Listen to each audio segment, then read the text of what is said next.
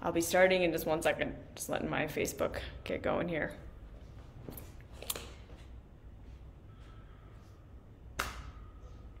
All right, hello and welcome everyone to today's video, where I'm going to be talking about the idea, the philosophy, that identifying with our trauma or identifying with our struggle or identifying with our pain keeps us stuck in it, okay? And this is a concept that is really big in the spirituality, in the self-help, and the self-improvement world, that the more we identify with our trauma, the more we identify with our pain, the more we own our experiences, the more we get stuck in the trauma of it, the more we get stuck in the emotion of it, the more we are ruminating on it. And this is the thing that holds us back from becoming who we want to become, or transforming, or healing. And there is a thought out there that we are creating our own realities, and that if we experience something and we identify as a victim, that we're victimizing ourselves because we can never actually be a victim.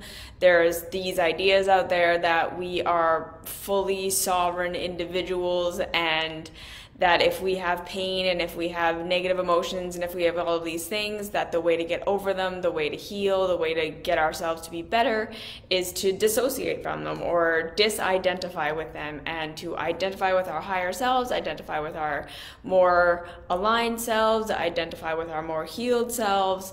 And that, again, that this is what leads to freedom and transformation and feeling better. And again, that if we are focusing on our trauma, if we're admitting to our trauma, if we're admitting to our negative emotions, if we're focusing on our negative emotions, if we're focusing on our bad habits or any of these things, that we're just empowering them, we're giving them energy, right? That idea that what we focus on grows.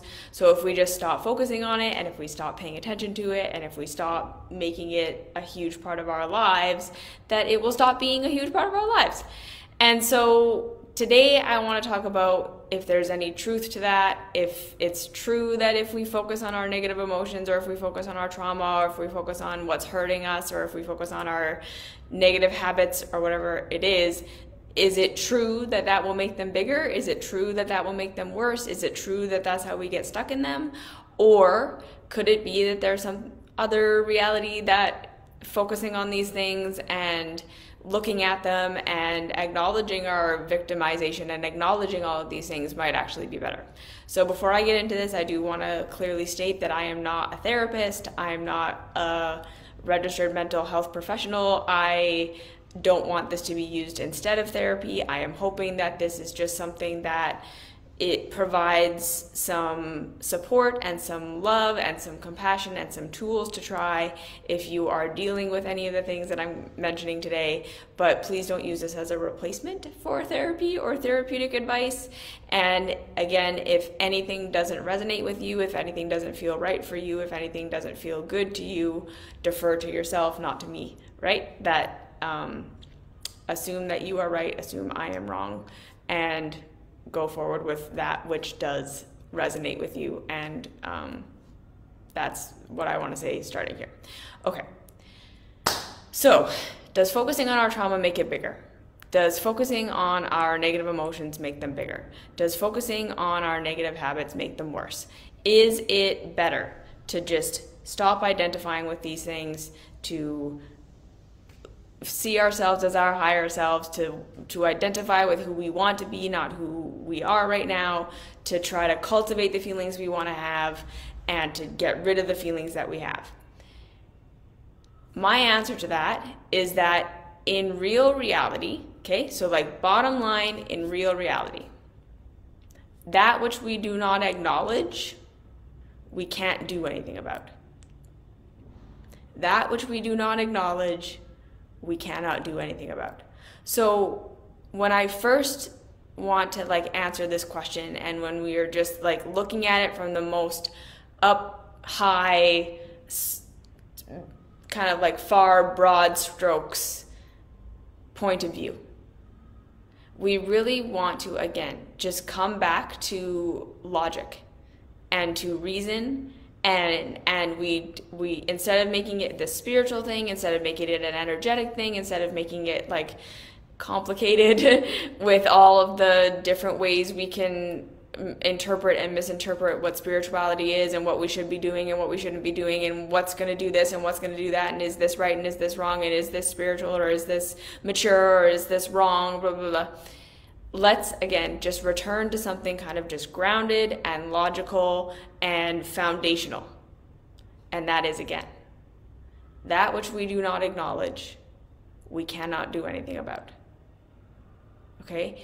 And what I really want to just drive home, if you're going to take nothing from this video, it's that if we have been traumatized, if we have been hurt, if we have been through something that has caused an effect, okay, that has changed the way that we operate in a large way in our lives, right? Like if we've been through something that we know is interfering with our perception of ourselves, interfering with our perception of other people, interfering with our capacity to find peace in relationships, interfering with our capacity to find peace in our bodies, interfering with our capacity to find peace in our work, whatever it is. To believe that we're going to heal that or get over it by not identifying with it and not looking at it and not acknowledging it, it doesn't really make sense. Because it's like saying if we break a bone and we just don't focus on it and we just like don't pay attention to the fact that we broke our bone and we don't feed negativity into the fact that we broke our bone, that the bone will just magically heal or that it will be unbroken. So when we're looking at things, especially in our lives, that are repetitive patterns, right? When we have repetitive patterns in our relationships where we're constantly picking the same kind of person to be in relationship with and it never works out and it always leads to pain, where we are constantly in these kind of codependent dynamics with the people that we're in relationship with and we can't seem to break ourselves out of these patterns, when we're constantly in these patterns with our bodies and we're hating our bodies and we're feeling like our bodies are wrong and we're trying to fix our bodies and we can't fix it and all these things. When we're in these patterns of not being able to figure out a way of providing for ourselves or any of these things, we want to look at that as like an injury. We want to look at that as we were damaged in some way or we didn't get the tools that we needed in order to operate the way that we want to operate, or we are experiencing something currently that's still harmful or that's still out of alignment, or we are experiencing something currently that's not our fault, that's not out of alignment, that's just a thing that's painful that we didn't cause, that we didn't create, that it's not because of us, it's just because of the way the world works or because of how our bodies were when we were born or any of these things.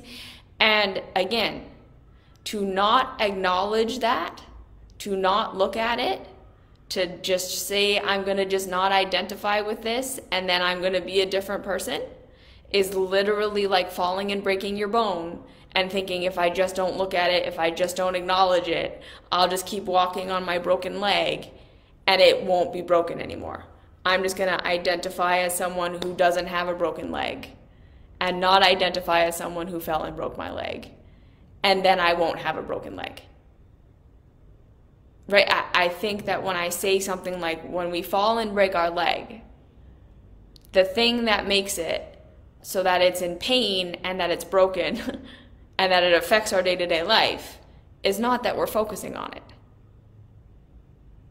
Right? Like when I say it like that, if I came to you and you had broken your leg and I told you, okay, well, just don't look at it. Just don't focus on it. Don't feed any negativity into that. You're identifying too much as a person who has a broken leg. You're identifying too much with the pain of the broken leg. You just need to walk on it. You just need to imagine yourself as someone who doesn't have a broken leg. You need to just start walking like you're someone who doesn't have a broken leg. You need to identify as someone who doesn't have a broken leg. And that'll fix your broken leg. You would look at me and say, you're nuts. That's not true.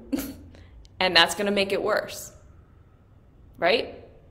Because when we have an injury like that, and we continue to walk on it, and we continue to not acknowledge it, and we continue to ignore it, and we act like it's not happening, it's not even going to stay the same. We're going to make it worse, right? If you continue to walk on a broken leg, you're going to injure yourself further. You're going to cause more damage. You're going to take it, the initial injury, and you're going to exacerbate it by ignoring it. So again, when we have repetitive patterns in our lives where we can't get our needs met and we're constantly in pain and things are going wrong, it is not because we are identifying with it too much. It is not because we are focusing on it too much. It's because there's pain there. There's trauma there. There's injury there. There's something going on there that isn't being acknowledged, or we don't know how to fix it right now, or we haven't made the adjustments in our lives we need to make to support that part of ourselves that maybe isn't going to heal or can't be better right now or is what it is. And continuing to ignore it and thinking that we're making it worse by identifying with it is the exact same as saying you're making a broken leg worse because you're identifying with it. That's not how that works. Second thing, we do need to acknowledge and admit to ourselves something that might be very hard to admit to ourselves, especially in the spirituality world, which is sometimes healing takes a long time. Sometimes processing what happened to us. Sometimes the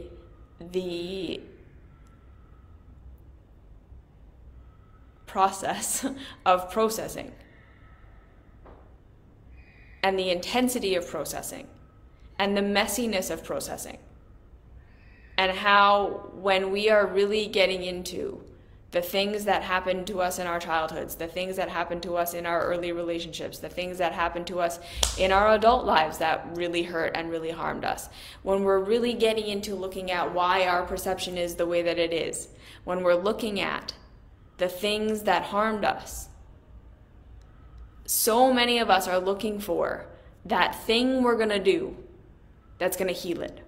That session, that plant medicine journey, that one style of therapy, that one cry and release, that one revelation. We're looking for the thing that's going to completely transform our lives and get rid of this pain and allow us to be our higher selves. And we keep looking for that, and we keep doing all the things, all the extreme things. We will go to the ends of the earth. We will find the shaman. We will fly to wherever. We will do the most extreme juice fast. We will do the thing. And it won't work. As in, we're still going to be us on the other side. We'll have the catharsis, we'll do the thing, but it doesn't actually shift us the way that we think that it's going to shift us. It doesn't shift us the way that we're expecting it's going to shift us. And at some point, I think a lot of us get burnt out on that. We get to this point where we're looking for the answer, we're looking for the solution, we're looking for the thing that's going to heal us. And we've done so many things. We've done so many extreme things. We've done so many things that were promised to us were going to be the thing that heals us, that we eventually get to this place where we're just so sick of doing all these things and having them not work. And we're so sick of feeling shitty and feeling our pain and having our problems and our behaviors that come up over and over again and all this stuff, that we just get to a place where we're just like, fuck this, I'm just not going to think about it anymore. Right? Like we swing from the extreme of I'm going to do the most extreme thing to heal the thing, because I need to find the thing that's going to heal the thing. And we do, like I say, all the extreme things. We'll do the most extreme cleanses. We'll do the most extreme fasts. We'll do these intense sessions, whatever it is. And we'll do that for over and over and over again. And then, like I say, eventually our nervous systems get fried. We get to the point where we realize all that stuff didn't really take us where we wanted to go. We've had revelations, we've seen things, it's like helped in a way, but we're not healed the way that we want to, and we just get exhausted, we get disillusioned, we get cynical, and then, like I say, we swing the other way to just, I'm just going to dissociate from this. Because of course, right? It's going to feel like we did everything. We did all the things. We did all the tools. We did all these extreme things. And they didn't give us the results. So we're going to get to a place where instead of getting hopeless, and instead of saying, well, holy shit, then I'm just never going to be okay, there is no answer, I'm fucked, we're going to go to the other side and just say, this just isn't real. I'm just not going to identify with it. I'm going to dissociate from it. Right? We're going from fight to flight, which is really what's happening. We were in fight, we were doing all these extreme things, and then we said, okay, that fight didn't work, so flight.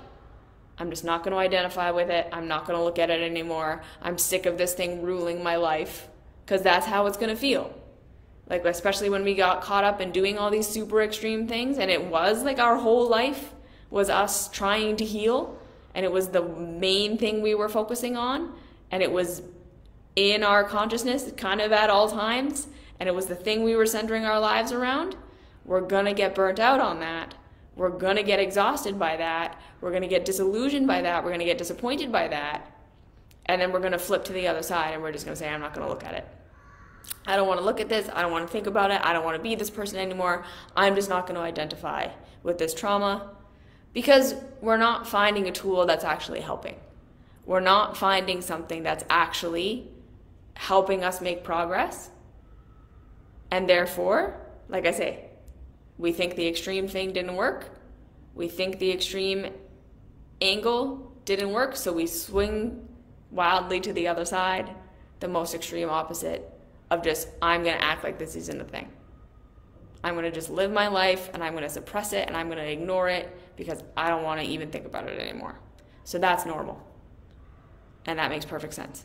Okay? Third thing, and then, so like I say, what's really going on there is that we haven't actually found the tools to help us make incremental progress.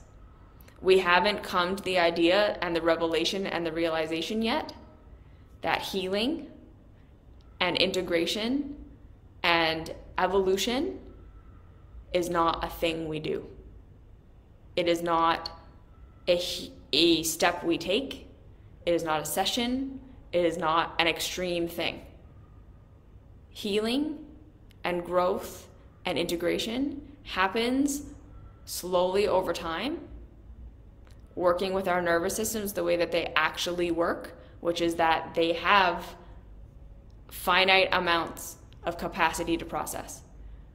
Right? Our nervous systems have finite amounts of capacity to process. We have finite amounts of capacity to change our behavior and to change how we're doing things and to change our perspective and to challenge our perspective. All of these things which are required to integrate our trauma and move forward with them, we have to realize that the answer is always going to be this unglamorous, not sexy, long game, slow progress of it, validating where we have the space to process, realizing where we don't, realizing we know where we want to go and the people we want to be, and questioning if that's even really a thing. Because again, a lot of the time, who we think we are to become, the spiritual, healed, higher self, transcended versions of us we think that we're being held back from being with our trauma is actually a part of our trauma. Right? It's a part of who we think we have to become to be healed and being our higher selves that's keeping us trapped in what we're in, because it's not actually who we're supposed to become. That's a completely unrealistic expectation that actually came from our trauma. But anyways, the point being, none of us are, it's very difficult in this world to find that happy medium of processing what we can process moving forward, feeling like we're making some progress, and not overdoing it and not underdoing it. Because I got a comment here, in that stage, sometimes we think we're not doing enough. Absolutely, right? In that extreme, I'm going to do all the things phase, and we're seeing that it's not working, instead of being like, maybe it's not the extreme things. Maybe the extreme things are the things that aren't working. Maybe it's this hyperactivity that's actually the thing that's not effective.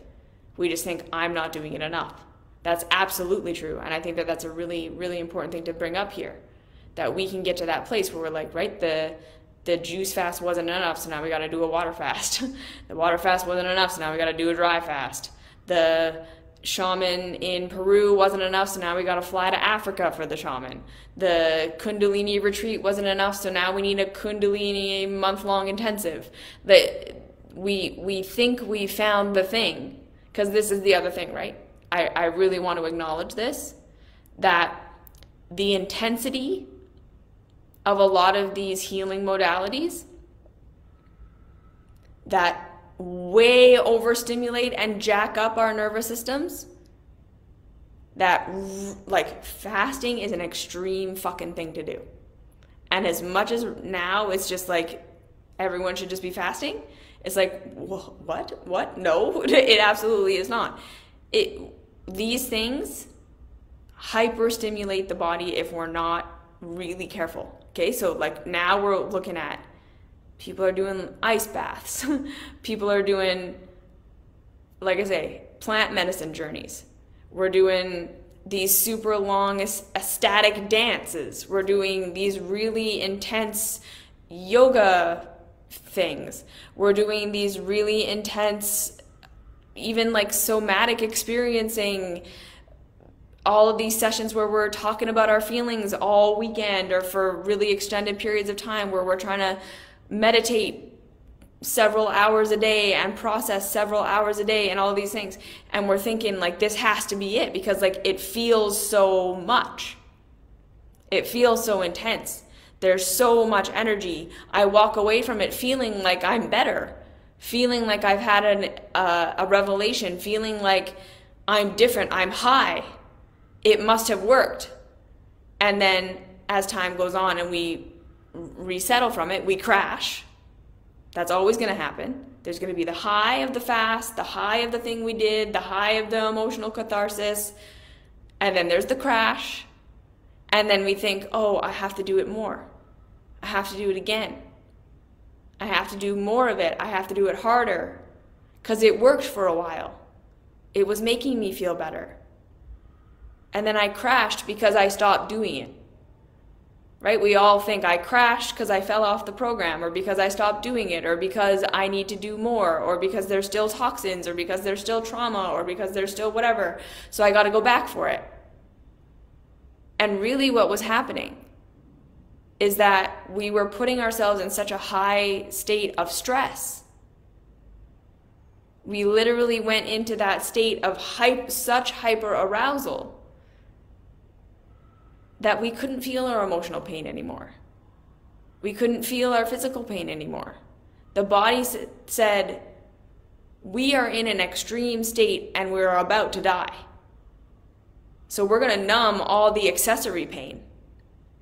We're going to numb all the long-term pain. We're going to numb anything that's not going to kill us right now, so that you have as much energy and as much focus to focus on the task at hand, which is surviving whatever this horrible trauma we're in is.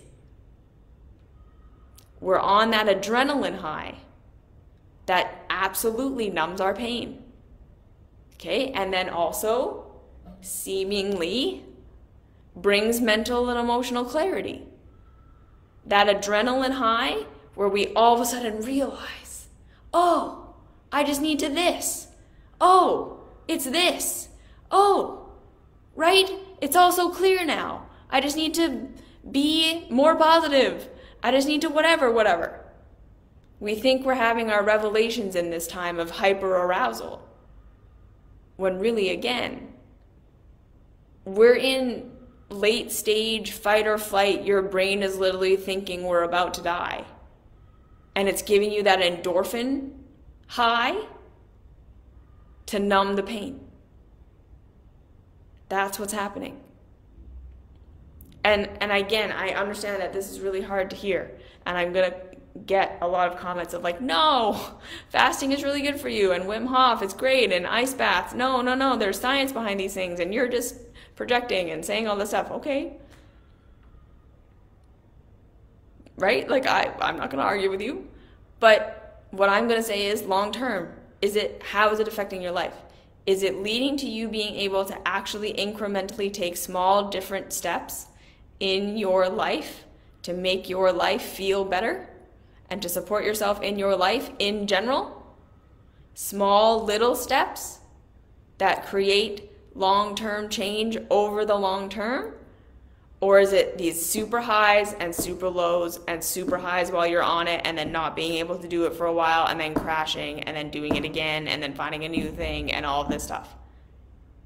Because, like, again, don't argue with me. If it's leading to incremental changes in your life that are actually making your life better over time, me saying this doesn't take that away from you. You don't need to argue with me. If it's the high over and over and over again and then the crash that eventually leads to, I'm just not even going to focus on it, I'm not going to. Are those the results you want? Are you getting out of it what you're actually wanting to get out of it, or is it an addictive high? My video paused for a sec. Okay, so that's the first thing.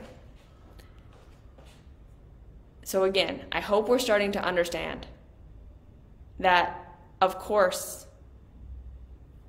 right?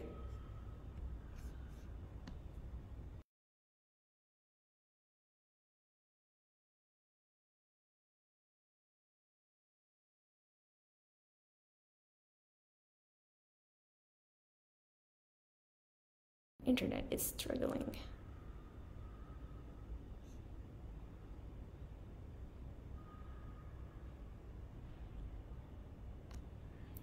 Just gonna take a sec. Let this internet come back.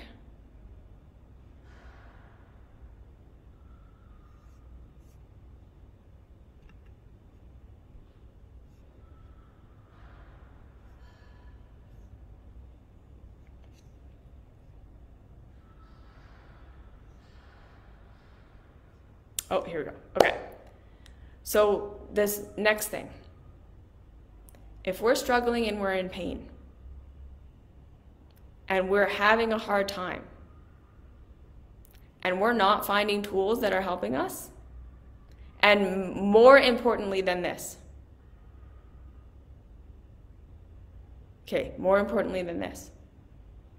when we are in an environment where those around us are rejecting us because of our pain. This is huge. This is one of the things that I think is the biggest reason we go for this, I'm just going to identify with who I want to be. I'm just going to identify with my higher self. I'm not going to be attached to this part of me, because it gets us rejected. Right? We have our trauma, we have our pain, we have our stuff that we've been through, which then have led to us having parts of ourselves that are immature, that act out in pain, that act in ways that are not our higher selves, and not in ways, that are not our higher selves, I'm putting that in quotes. We act in ways that are seemingly immature. We act out in our relationships. We aren't the people that those around us expect us to be. We have self-sabotaging behaviors, we have coping mechanisms, we have scapegoats. We're being rejected and judged by those around us because of the ways that our traumas and our injuries and our things like this have caused us to behave, because of the patterns we now have because of what we have been through. And we get rejected for those behaviors. Those around us blame us and shame us and reject us and tell us, this is the reason I don't love you, this is the reason you're ruining our relationship, this is the reason you're not loved, all of these things. of course we're going to say, I'm just going to dissociate from this part of myself. This is a part of myself I have no tools for fixing. And everyone around me is telling me this is the reason they don't like me. This is the reason I'm bad, right? And then we go to the self-help world. We go to the spirituality world. We go to this place where we're supposed to get healing and tools, and we're shamed and blamed and guilted there, right? We just need to get over our self-sabotage. We need to stop being angry people. We need to stop being sad. We need to stop identifying with our negative emotions. You're low vibes. You're low on the scale. You're victimizing yourself. You're not taking responsibility for yourself. You're not being your higher self, and you're not doing your service as much as you should be doing it. And you just need to stop this. You just need to get over it. You need to be a spiritual person who can meditate all the time and be emotionally poised at all times and be in service and creativity and perfect relationship polarity and just enlightenment. And that's what we're told. And we're told, if you just focus on it enough, right? If you just stop identifying with being a negative person, stop identifying as being someone who was hurt or traumatized or whatever, or just there's no mention of that at all, right? In so many of the self-help and the personal growth and this, it's just, you just arrived in adulthood and you're doing these shitty things, and now you need to just stop. Just stop doing that, right? Just use your will. Just use your mind over matter, do your practice, be a better human being. Just stop it. Think about all the people you're hurting, think about everything you're losing, think about how you're not your higher self, and just quit that. So then again, we have the people in our lives rejecting us for our behaviors. We have the people in our lives saying, I don't like this about you. You're causing me problems, you're hurting me, da-da-da. We have the spirituality, the self-help, personal growth world saying, you just need to stop it. There's something wrong with you. You're not being your higher self. Fix your broken brain with this meditation. Identify with who you want to be. Identify with where you want to go. Stop identifying as being a victim, because that's just victimizing yourself and that's not reality, and you'll be better. So then is it any wonder that so many people say, okay, I'm just going to dissociate from this part of myself. This is a part of myself that gets me rejected. This is a part of myself spirituality and personal growth tells me it's just wrong and bad about me and it's holding me back and it's not my higher self. So I just need to stop. And I need to identify with this perfect monk, service, spiritual, higher self at all times, individual that I'm supposed to be. And every time I fail to get there, every time I fail to be that person, I need to disidentify with and dissociate from the part of me that stopped me from being that, because that's not who I really am. Right? Of course. Of course we do that.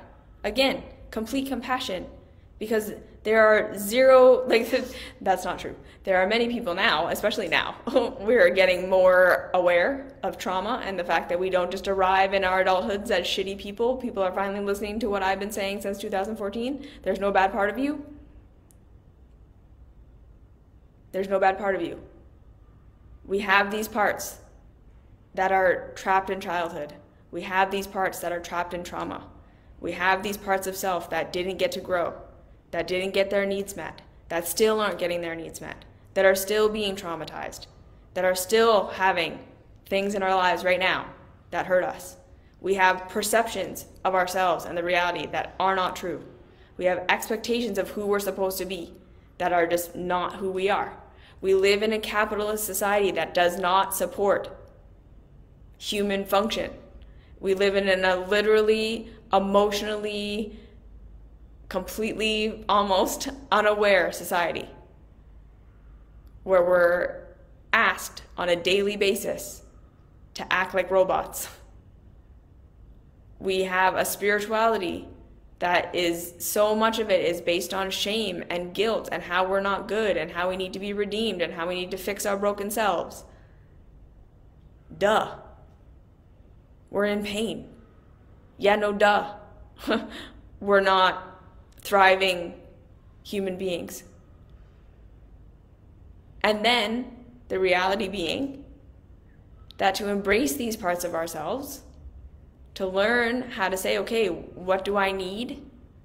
What's going on here?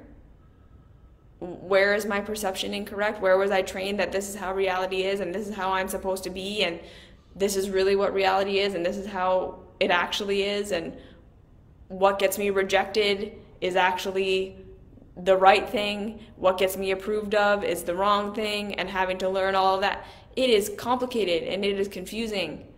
And there are so few tools and so few people giving the tools for how to do this processing work long term. That, like, again, is it any wonder that we just want to dissociate? Is it any wonder that we just want to say, I'm just not going to identify with that? I just want to believe that I can identify with being the person that I want to be, and that if I just do that enough, I'll eventually get there. Is it any wonder that that's what we want?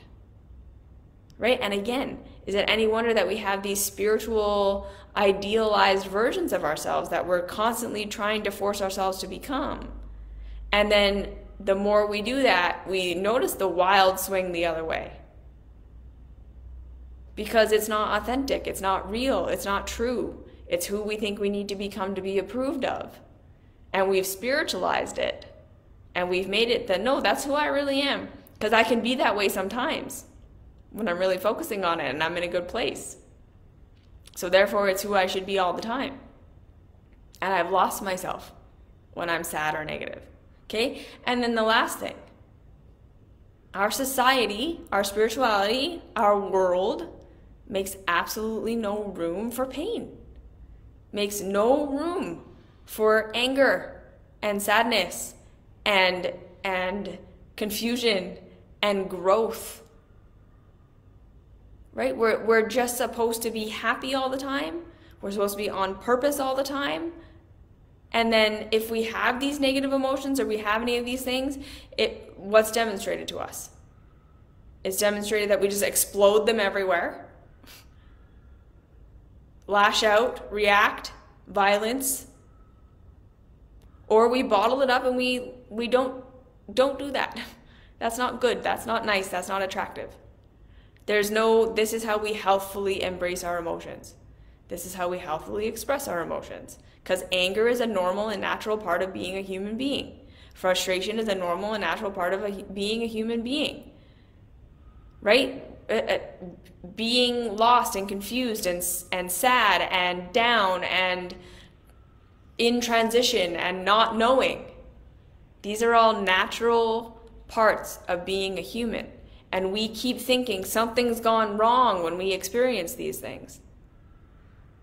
And eventually we're going to want to just disassociate.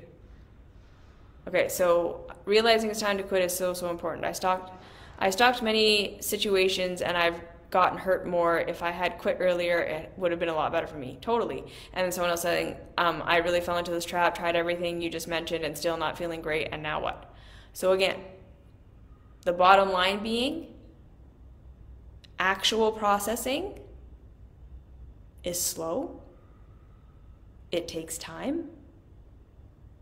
It's a little bit every day, as much as our nervous systems can handle.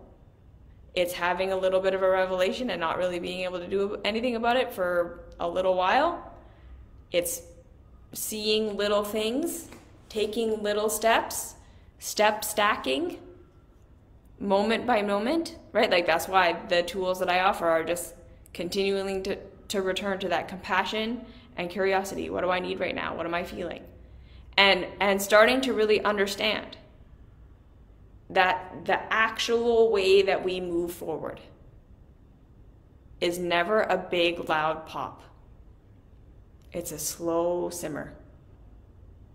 And I think this is the main reason we get trapped in these loops of extremes and dissociation, and I'm just not going to identify with it, or it's my entire life and all I'm doing is trying to heal, and there's no balance. Because very few people are saying, honey, there's no thing. Transformation and healing and integration happens slowly over time. A little bit every day. Because we have finite nervous systems. We have finite capacity to make changes. We have finite capacity to realize things. And it's going to be a journey. It's not going to be a thing. And you know you're on it when you're just seeing little things. You're just taking little steps. And it's not stimulating. There's not going to be that big adrenaline rush.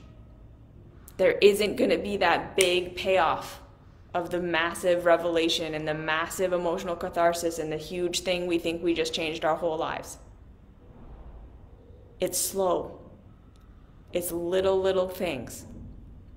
It's seeing something and working on it and working on it and working on it and working on it and working on it and working on it and working on it. It's boring.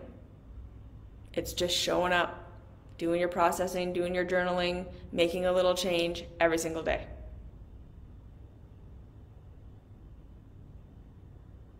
And we don't want to hear that. We don't want to do that because that's boring. That's not social media-able. But this is what it actually looks like to heal. And again, no one is saying that this is what the healing path looks like. Everyone, so many people are selling to us that healing is this thing. And everyone says it, right? The healers say it. I was so depressed, I was so whatever, and then I did this thing, and now I'm not depressed anymore. Now I'm not sad anymore. Now I'm my higher self all the time. And what's usually really happening with those people is they're lying to themselves, to you, or they really did do the adrenaline thing, and then they became a teacher, so now they are so identified with being this higher self person that they have all this external motivation to keep being like that. And then usually they have a whole bunch of shit ton of skeletons in their closet because they didn't actually deal with it. They know how to put on the act. They know how to make it look like it. They're extra motivated because they're a teacher now or a guide or whatever. And then what's going on in the background, what's going on in their head, and then we find out later, right, they commit suicide or they had a whole bunch of drama going on. But it's like, yeah, of course. Because the thing they were selling didn't even work for them. But we're being told over and over and over again that this is what healing looks like. There's testimonials all over the place of these heal your mind meditations and in 30 days to a new you and I've changed my whole life. And again, that's people running on that adrenaline.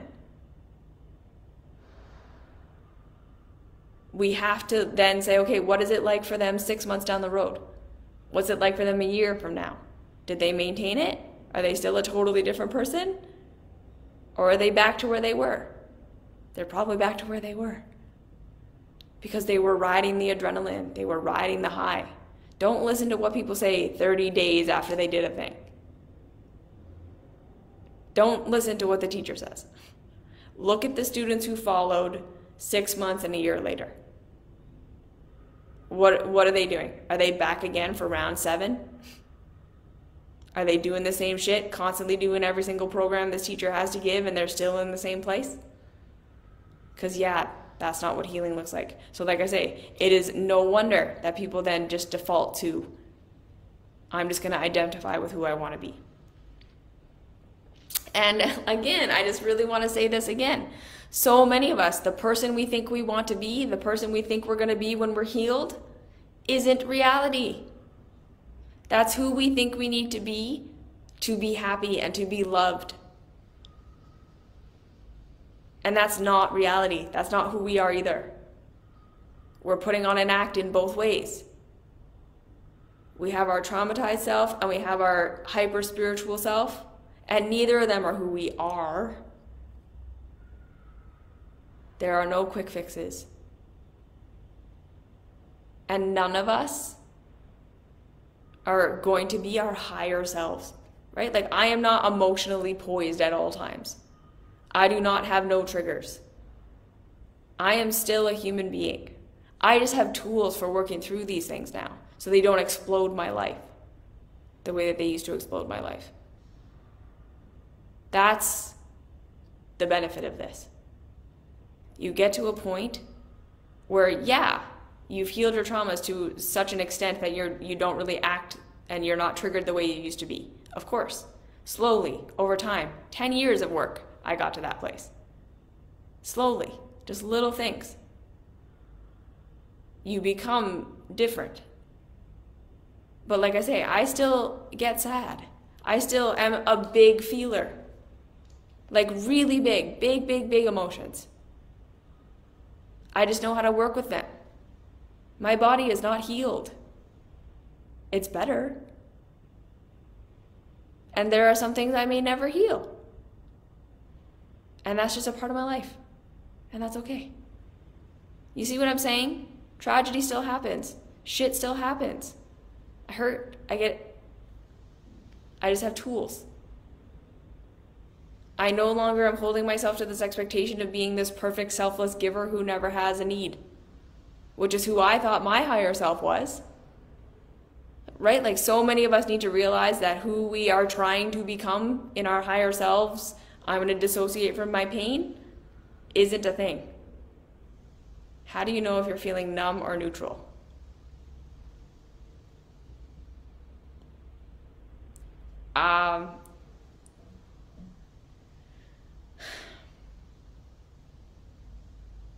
Practice.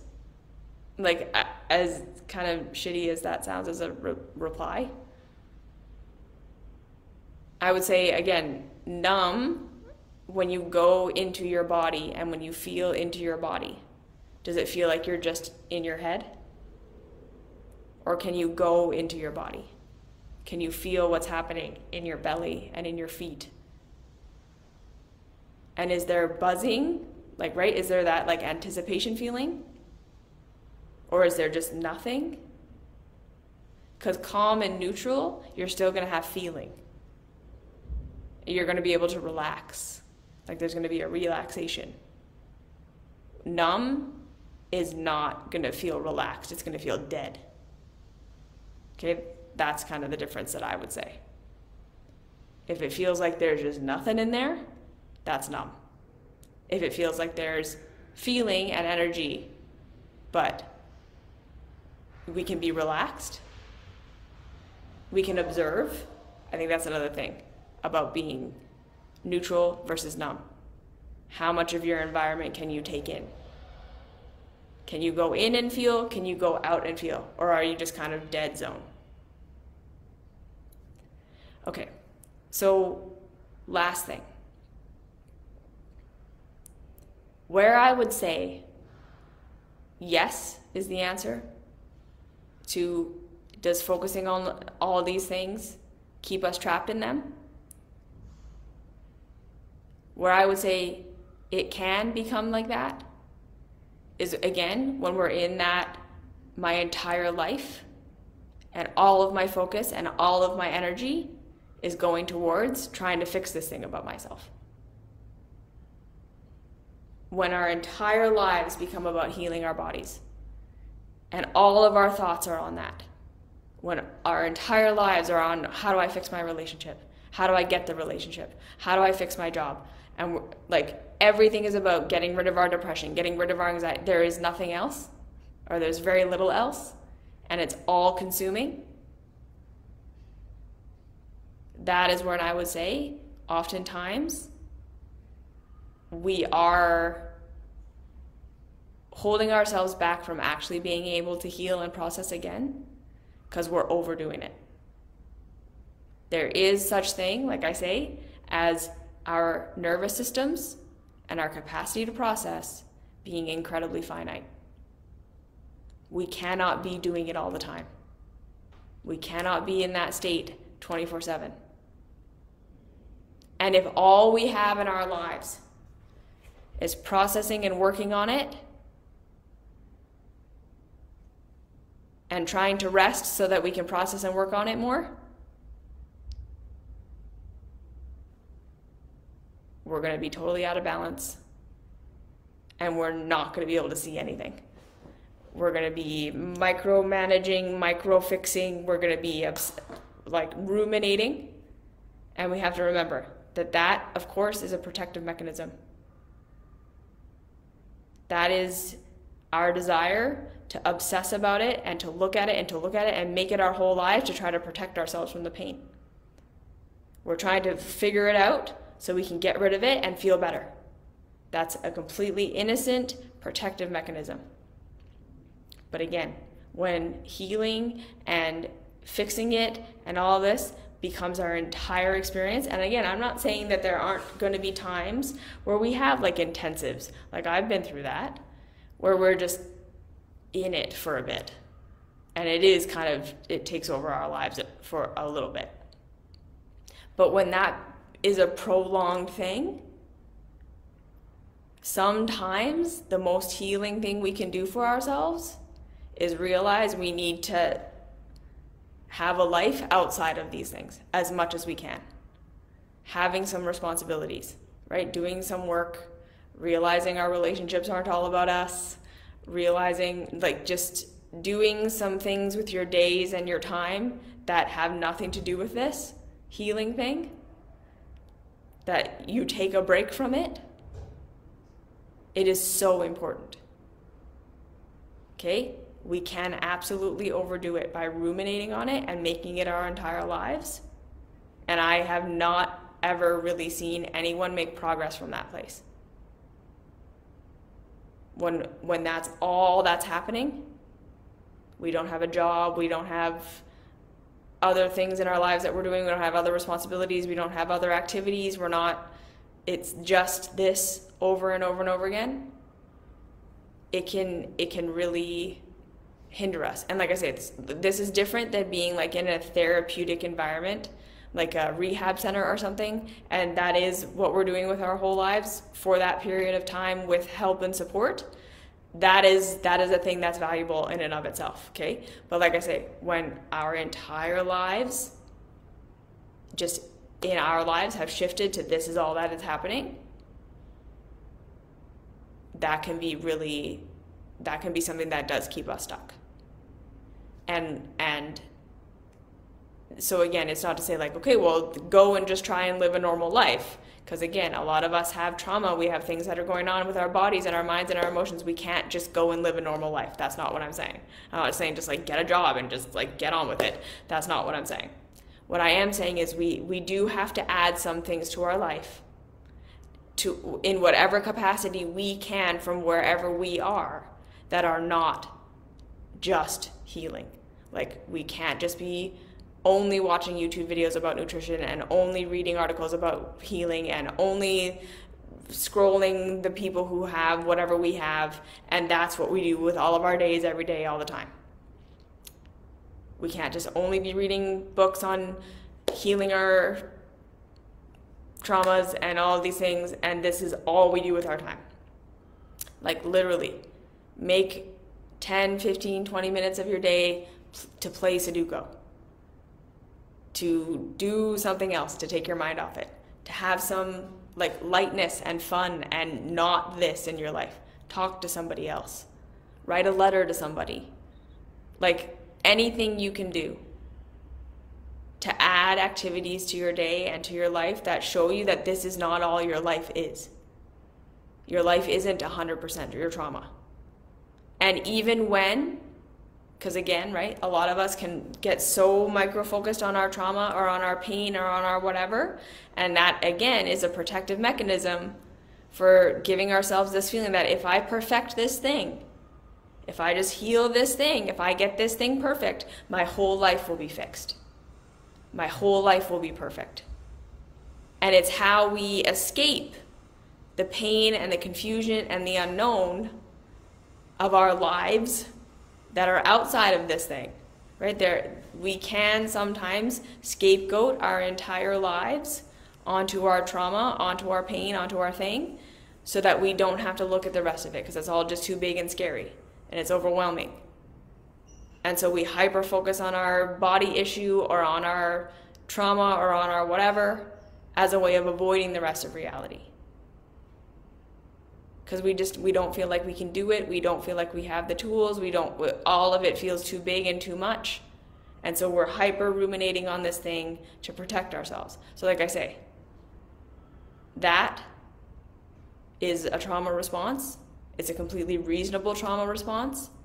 And being compassionate with ourselves over that, seeing where we're afraid of the rest of the world, seeing where we really think, if I just fix this one thing, my whole life will be perfect, and this is the reason for all of my pain, and not being able to actually look at the other things that are hurting us and all that stuff, not being able to live a life because of our thing. And like I say, right, there are some of us who really, we are quite disabled by our thing. And I'm not trying to invalidate that. If it really is, like, you physically cannot do anything else, your depression is completely overtaking you, all that stuff, I validate that. And some of us can start to add just 1 or 2 little things a day that aren't this. Just to help ourselves see that this isn't all that life is. And working with that underlying trauma. Therapy, the CPTSD book by Pete Walker, The Body Keeps the Score. There are lots of ways that we can learn to process and slowly, like I say, incrementally move forward, where processing and being with this thing isn't the only thing we're doing. Right? And the ruminating on the mistakes and the ruminating on the trying to perfect it and all these things, when we just get a little bit too micro-focused, sometimes we just need to take a step back. We need to add pleasure, enjoyment to our lives. We need to segregate, say, okay, I'm going to do my processing work. I'm going to focus on this thing for this period of time during the day, and then the rest of the day, I'm not doing that, even though my mind will want to, and that's normal. And we have compassion for that, right? When the mind just wants to make it all, the reason I'm in pain is because of this. If I could just fix this, it would all be perfect. All of that stuff, that's going to come up. So we have compassion, and we promise ourselves, okay, well, I'm gonna do my half an hour, my hour, my whatever of processing tomorrow. I'm going to do it every day. I promise myself. And right now, I'm just going to do other things in my life. And then, like I say, sometimes that's going to bring up a lot of stuff. To face the rest of our lives is the trauma. So supporting ourselves with the tools that we have, therapy, books, being gentle with ourselves, taking one little step at a time, orienting, and just doing the next thing in front of us instead of allowing ourselves to get like really overwhelmed by all of life, and we have to figure out all of life right now and it's all overwhelming and I can't do it. Like, this stuff is all deep. So this video isn't meant to be a, like, here's what you do about it. Answers to all the problems. The thing is, my point with this is, processing takes time. So we have to be the kind of people who take on a couple of practices that we know help us, that we know help us give us, and I think this is the big thing, right? It doesn't need to be complicated. And in fact, the less complicated it is, the more we just show up, do our compassion, curiosity, journaling, meditation, whatever it is. We have that thing we do for that 10, 15, 20, 60 minutes a day. And then we take that, and for the rest of the day, we do our best. We have compassion with ourselves. We notice our behaviors. We have the fight. We do the things, and we just get curious, and we make room, like I say, for this long-term, long game process of just showing up every day. It doesn't really seem like it's doing anything. Nothing really seems like, this is why I think a lot of people are like, well, what do I do? What do I do? And I'm like, I've told you what to do.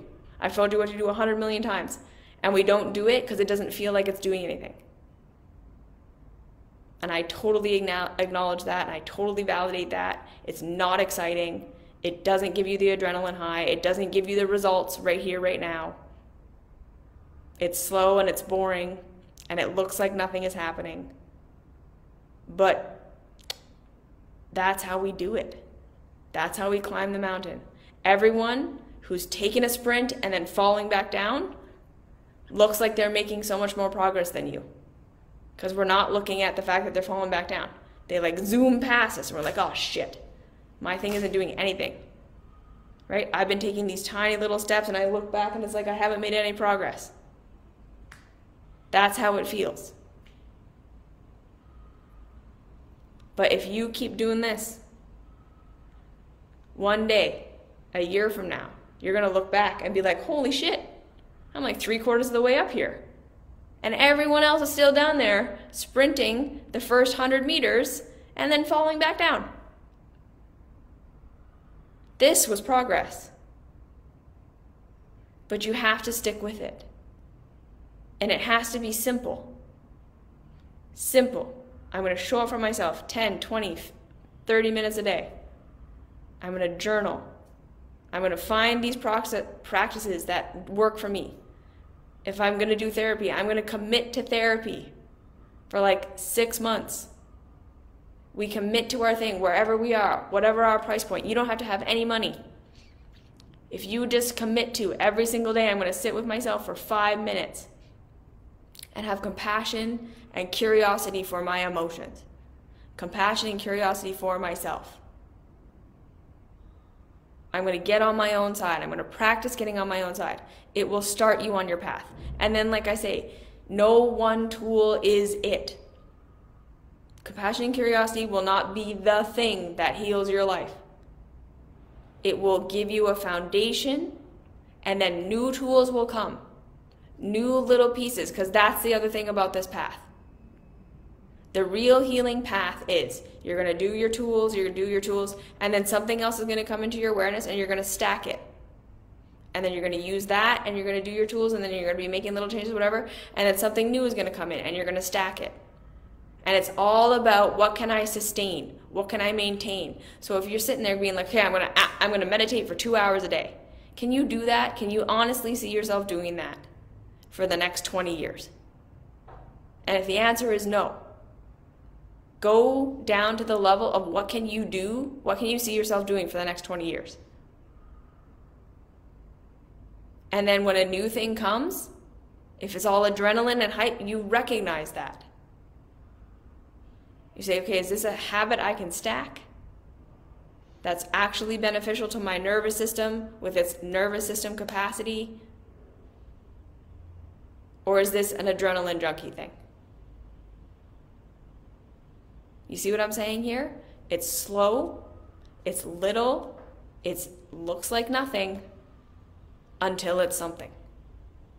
And then new things will come in, you'll add stuff, you'll see new things, you'll get stronger, you'll get more aware, right? It's the lifting 10 pounds, then you can lift 20, then you can lift 30, and then all of a sudden you're lifting 100. And you added. But the habit of just showing up at the gym every day and lifting for like 5 minutes was it. And you just did that over and over and over again. How does a person run a marathon? They just run step, step, step, over and over and over again. The what's next, what's next, what's next, that's what's killing us. Nothing. Nothing is what's next. More of this. So, can identifying with our trauma make it worse? We can't heal what we don't acknowledge. If we continue to walk on a broken leg without acknowledging that we have a broken leg, we make the broken leg worse. So no, it's not the focusing on it, that's not helping. It's the fact that we're not finding tools that are actually helping us, or we're expecting these tools to work in a way that they're not going to work. So we need to find little things that we do that we can habit stack, that we can sustain and maintain, and we get rid of the idea that we're going to have these fast, flashy success. We slow down, we come into reality, we embrace the fact that it's just slow, incremental progress. And we do it over and over and over again. And we think years, not months or weeks. And understanding that, again, we don't have to wait until we're fully, perfectly healed before we will feel better. You will start noticing that you're feeling incrementally better as you do your processing work, and then as you add things to your life, you acknowledge who and what you really are, what you actually want, you learn to be okay with being rejected, you nervous system support, like all my other videos, all the other things. It's a slow progress towards who you really are. and we let go of this fantastical idea about who we think we have to be as our higher selves, and we start to just embrace who we really are, what we really want, what we've actually been through, what we need. We just get real about ourselves, and we start to show up for this person that actually exists right here, right now, over and over again. That's why I think that is what healing is. We get rid of all of the hypotheticals, and we just show up for the person that we are right now. Compassion, none of this is my fault, and curiosity. And the last thing I want to say is there is such thing as being victimized. The idea that we are all sovereign individuals who are just creating our own realities is bullshit. Yes, sometimes. Sometimes we have power we didn't know we had. Sometimes we can change things we didn't know we could change. And there's actual things of systemic oppression, of our caregivers having victimized us when we didn't have power. There are power imbalances that make it so that we don't have choice and we don't have freedom, and these things can hurt us. So don't let anyone in the spirituality world gaslight you into thinking that there's no such thing as victimization, and that there aren't people who are being victimized, that we can help, and that we can be victimized. That's ridiculous. We find where we have our power, we have compassion with ourselves, and we ask for help where we need help. Okay? It's all a part of it. Okay, so hopefully that was helpful. We must acknowledge who and what we are right here, right now, and what we need, and have compassion for that, and curiosity for that. Over and over and over again, long term, that's how we heal. We don't want to make healing our entire lives. We don't want to be addicted to the adrenaline. We want to be slow and steady wins the race. And then what else in my life can I do to make the rest of my life something, right? Where can I add pleasure already? Not wait till I'm perfectly healed. Where can I add enjoyment? Where can I add some purpose? That's just little steps, not my whole big thing. Can we build a life slowly over time? Okay. You're perfect, you're lovely, you're exactly where and who you're supposed to be. There's nothing wrong with you. You are your higher self right here, right now. So what do you need? Support yourself like you're your higher self. Okay? I love you. I'll see you next week. Have a good night, everyone.